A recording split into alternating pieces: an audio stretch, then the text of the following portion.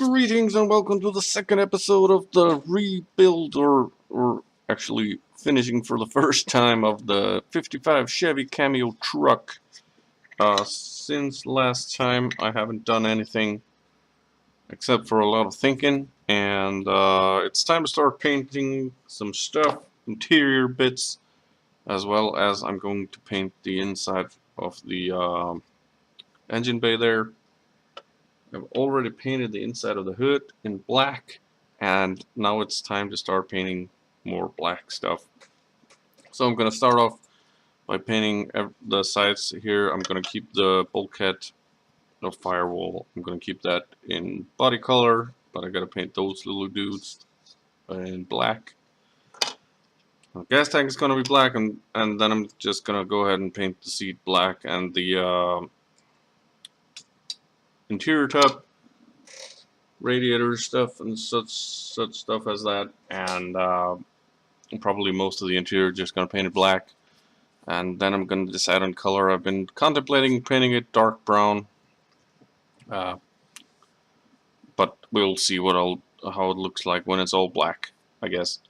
Yeah, I'm gonna move over to the paint booth and get that stuff painted up.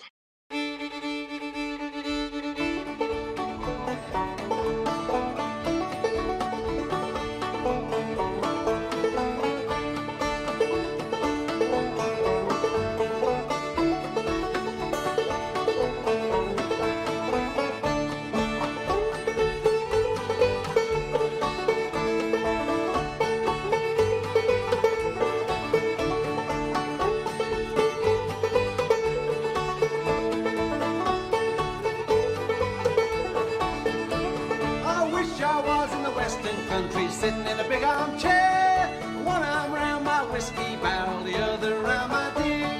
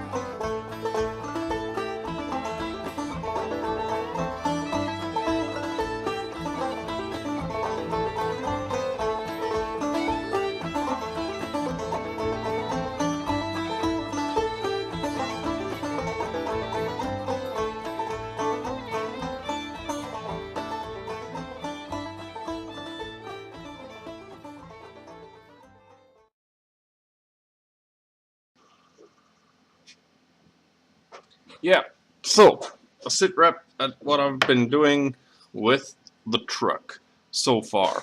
You've been watching some of my painting stuff, and you've seen me paint the interior. It's all finished now, all assembled.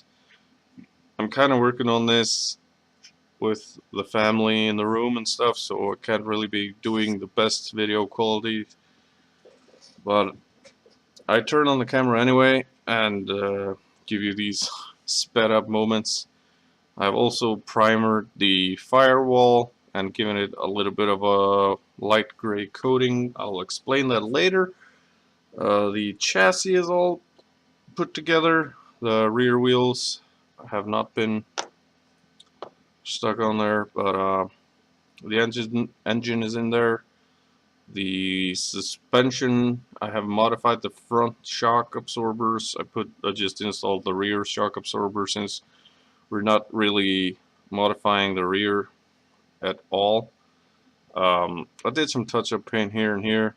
I'm going to be washing this more later when this is probably all assembled and stuff, when I'm starting to weathering everything. I had to modify the front shock absorbers a little bit. Like I said, I basically just cut them up a little bit.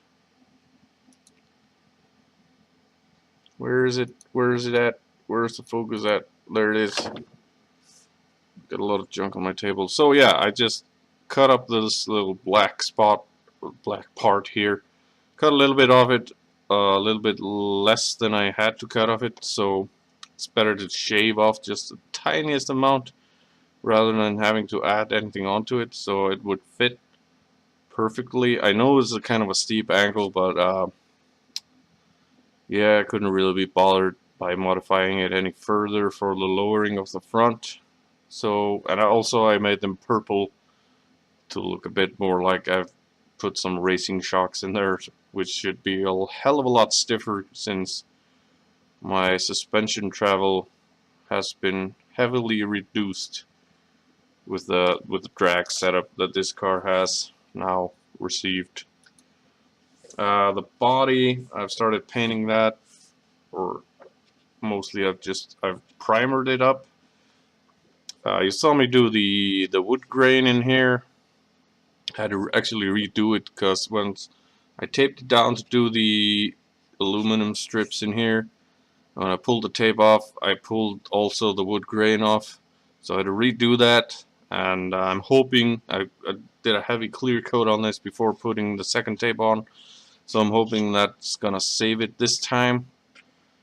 But I primered it up, and I'm trying a new method where I pre-shade it with just some neutral gray, some heavy shadows going on here and here, and then I kind of went on with semi-marbled effect because I want the paint to look like it's been out there in the field for a decade or two maybe. Again, heavier shading here underneath the body lines there, following the body lines, and then with the rounded body I also did the bottom here. So that's coming along nicely. I actually bought some aftermarket decals for this. I was gonna show you guys some AMT aftermarket decals nonetheless. I got them here in my spare decal box. These or this decal sheet is called something really fancy.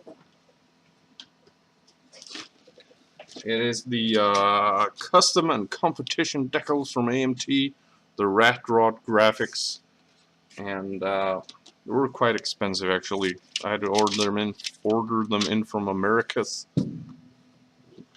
But as you can see, they have a bunch of like speed shop and chop shops and body shop decals and whatnot, old school hot rodding decals.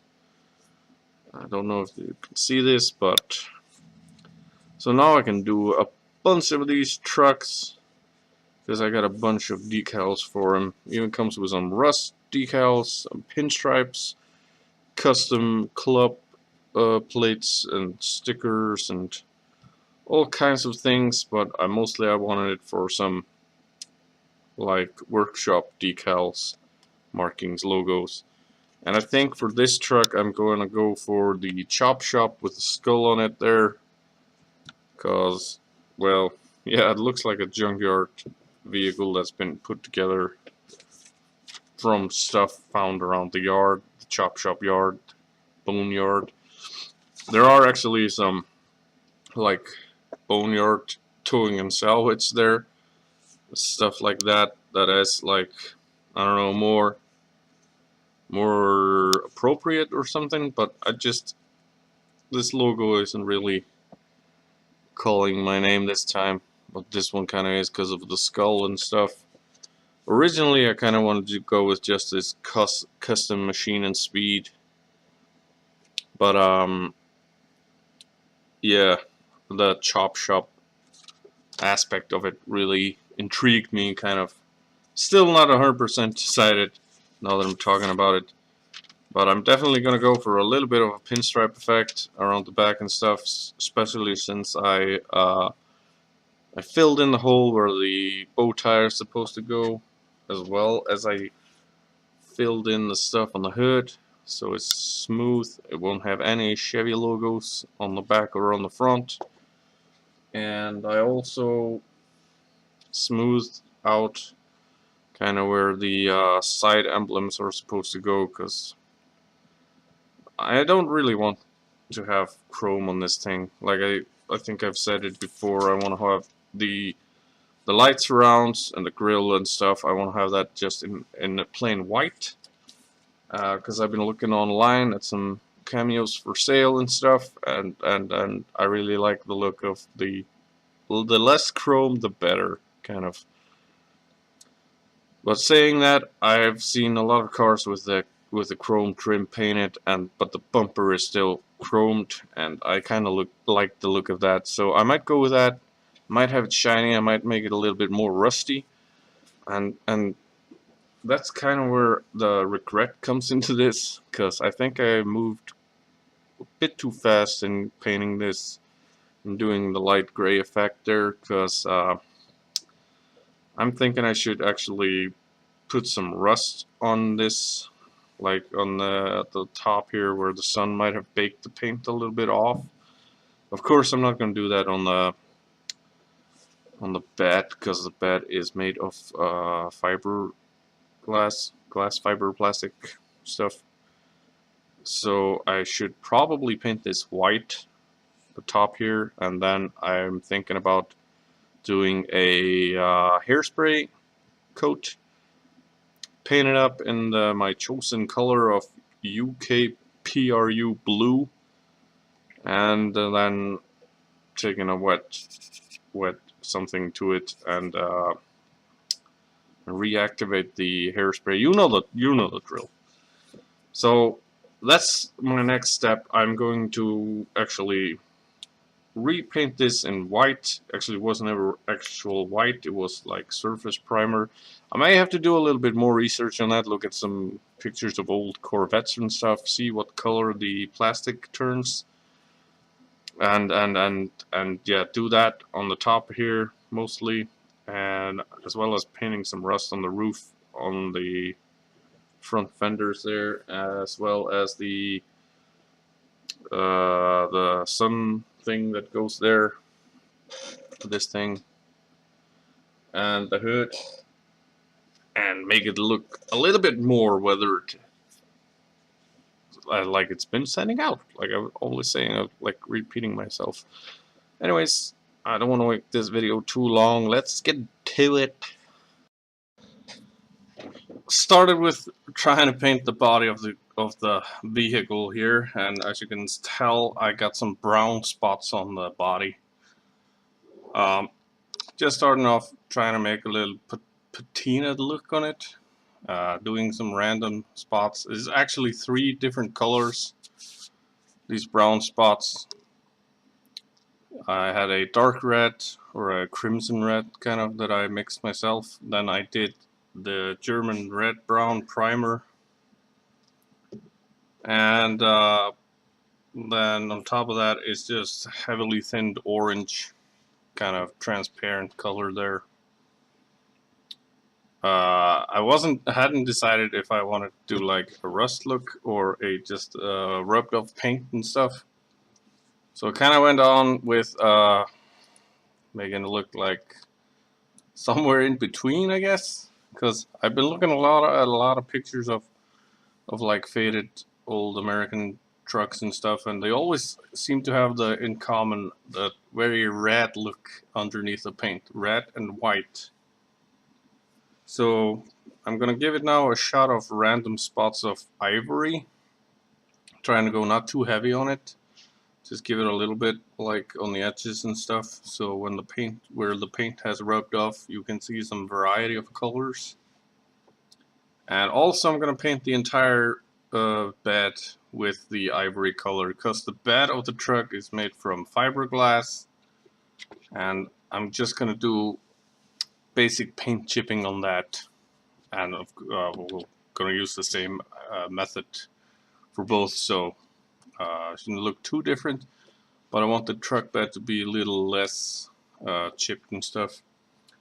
Although there's a problem with old fiberglass like this, when it sits out in the sun, it likes to contort and twist and stuff, and when I lay this thing flat on the ground like this, it is a little bit twisted. So keeping it authentic was accidental, but works out okay for me. So yeah, next step is gonna take the ivory, paint the entire truck bed, do a little bit more on the truck body. Then I'm going to take some polyurethane matte varnish and or acrylic resin or whatever this is, and cover the entire thing, all the body parts. And once that's done, once that's all dried up and done, I'm going to go with the color that I chose, which was the PRU blue, I think we were going with, and or this, maybe this US intermiddle blue, whatever. Anyways, and then I'm going to spray that with a body color, and once that's on, I'm going to show you guys the method I'm going to use for chipping. It's going to be the same method that I accidentally discovered when I was doing my Dragon flame throwing tank. Yeah. Yeah, that. I'll show you guys. Hang on. It's gonna be dusty. It's been on the shelf, but let's try and get this thing going here.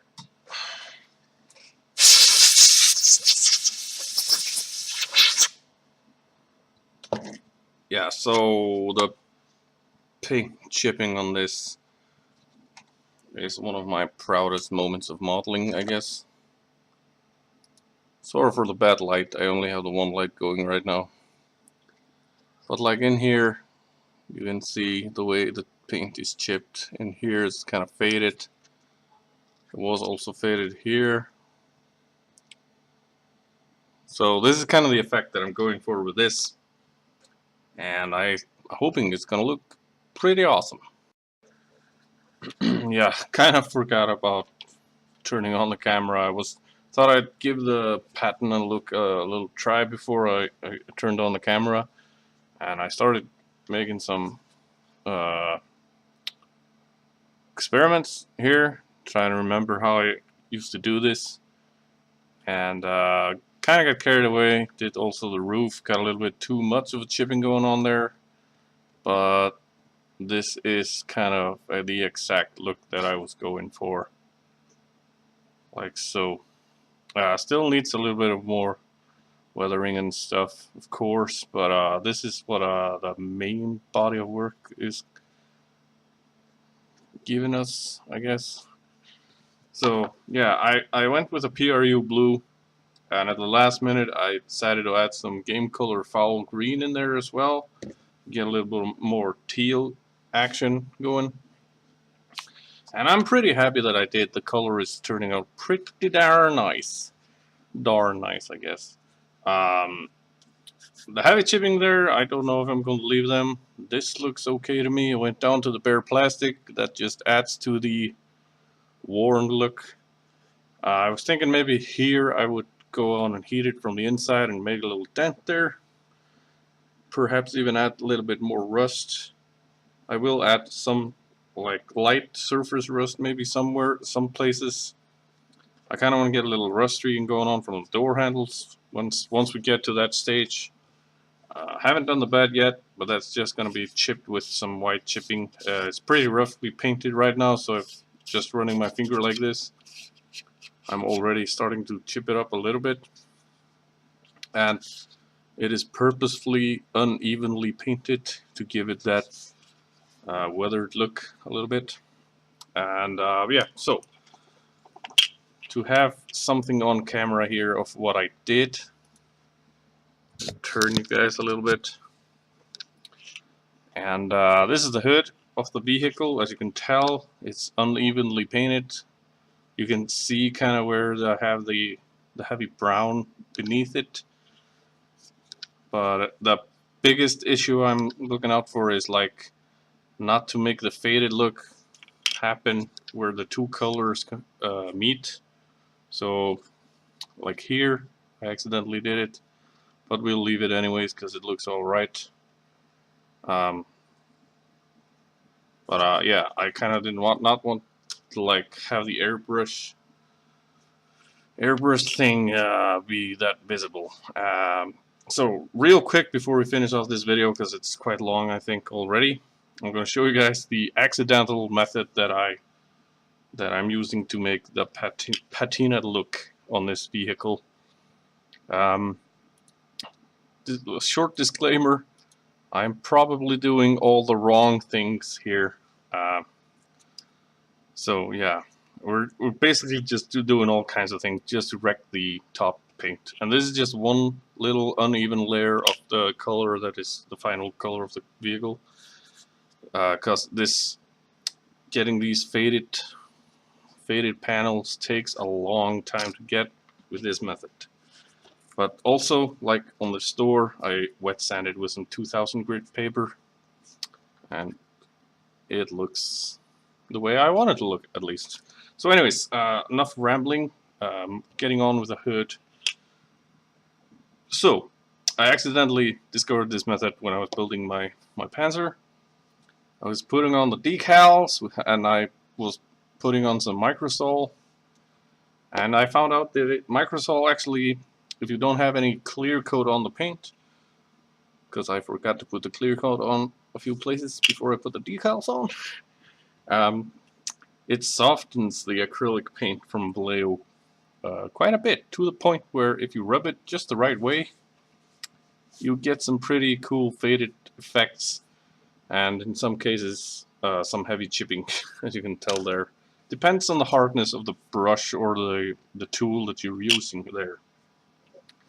So anyways, because this is going to be a long one, I just have this random ass brush, wet it with some microsol, and liberally apply it to the panel.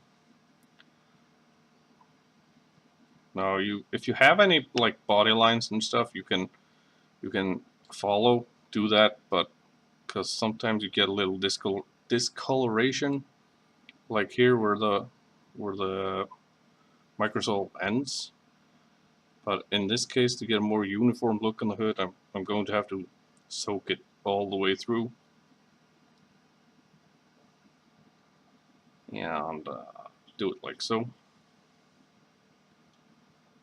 And then I can leave it for a bit and let it soften up a little bit more, and come in with my softish brush. And I'm going to be moving in circles because I found out if you do like this or like stippling effect, you get more of a chipping effect than a fading effect. So moving in circles, it starts to bubble up and go like foamy. That's fine. That's what we want to happen, I guess. I don't know. This is all just one idiot experimenting at his house. But just circling this like this until you get the desired effect. So for more rapid deployment, I'm using this fairly hard little brush and doing tiny circles, and trying to keep the brush not too dry, because then it starts to chip more than fade. But as you can see, kind of looks chipped on camera, but it's actually pretty cool fading effect. And the clear microsol actually picks up the paint, so kind of works as a filter as well to kind of blend it all together. And yeah, this is basically just what I do. And just keep on doing this until you got the area faded that you want faded. I'm coming back with this brush, trying to keep it kind of dry, kind of clean. And